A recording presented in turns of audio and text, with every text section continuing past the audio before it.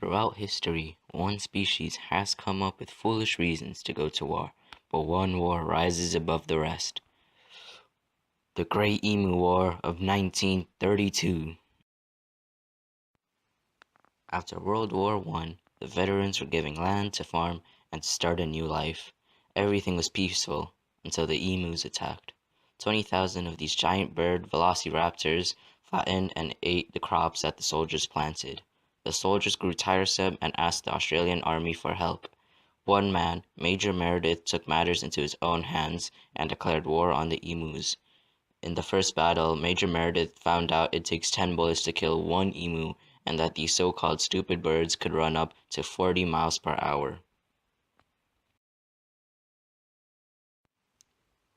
One of the strategies of the emus was when the group would eat the leader of the emus. Sir High Lord Commander of the emus and Grand Supreme Chancellor Leader of Emulanda E-Man kept watch for the Australians. When the Aussies were sighted, the signal would go up and the emus would create a stampede, confusing the army with minimal casualties. Eventually, Major Meredith had an ingenious plan to mount machine guns on trucks and chase down the emus. That was a total success. Not. It failed completely, totally crashed, and burned like the truck that ran over an emu and took down an entire fence. The gunman spent so much time trying to hold on for his dear life, he forgot to shoot the 6-foot birds. After finally succeeding in finding 1,000 emus perfectly lined up for the killing, the Australians set on the attack. The machines shredded 12 emus back to back, and raising the hopes of Major Meredith, but then disaster struck. The machine gun jammed and the emus scattered.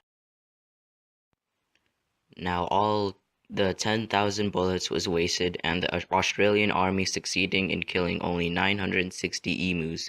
When the government heard of this embarrassing battle, they immediately pulled out of the war. There was talk of giving medals for the war, but the comment of which the emus won every battle was brought to attention, and there was even a debate to give Sir High Lord Supreme Leader of Emulanda E-Man a medal for his strategic work and great mockery of the Australian Army. Out of pride, Major Meredith immediately pulled this from the table. If we had a military division with the bullet-carrying capacity of these birds, it would face any army in the world. They can face machine guns with the invulnerability of tanks. They are like Zulus whom even dumb bullets could not stop. Major Meredith, 5th of July 1953. With memories of World War I still fresh on veterans' minds, this war showed that the World War I left a psychological effect in that the veterans would pretty much want to go to war over anything, even in 1932. This war also showed the power and supply that the Australian government had, which is a complete joke. The frustrations and hardships of World War I led to a pugnacious mindset on the Australian people, which led to the foolish decision to go to war with a species of bird. In total, Emu War was an effect that came along after World War I because it left a psychological impact and displayed how pointless Australia is in terms of strength and global usefulness. In other words, Australia is garbage.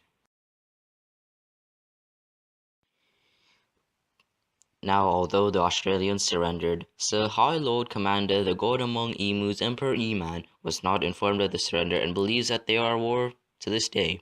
And now that E-Man had successfully rallied all the species of Australia under the emu flag, he has now declared war on the Aussies. With the land dominance from the boxing kangaroos, the speedy emus, covered in the trees by the chlamydia-infected koalas, and the aquatic coverage of the sharks and jellyfish, Australia is a war zone filled with attacks such as that dingo who ate that baby.